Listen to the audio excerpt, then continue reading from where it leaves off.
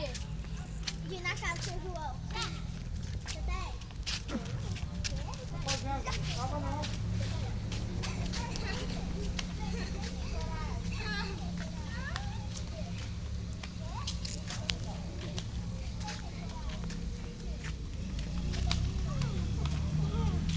Acroba aí, Adriano, acroba.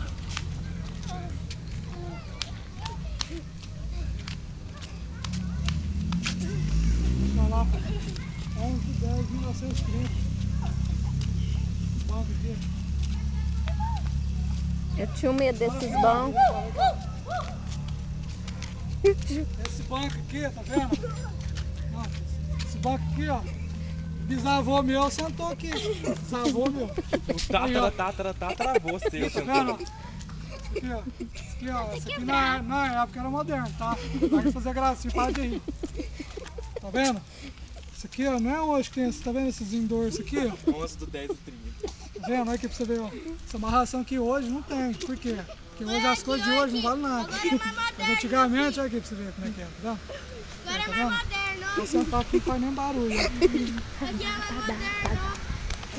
Olha aqui pra você ver, ó. Esse banco aqui é de 11/10/1930. Vovô que fez, tá? Para de rir, tá? Esse foi meu Não é? É. tataravô. Aqui, ó.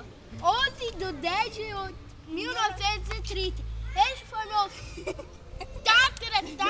bem tatara. Aqui, ó. Ele limpou o dedo aqui quando acabou de fazer, tá vendo? Tem tanta marca aqui.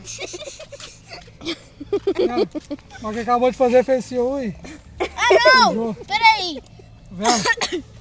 É 1890. O povo é terrível, gente. Agora, Agora acabou. Vamos ver se nós achamos uma padaria pra nós comer. Vamos ver se isso aqui tem.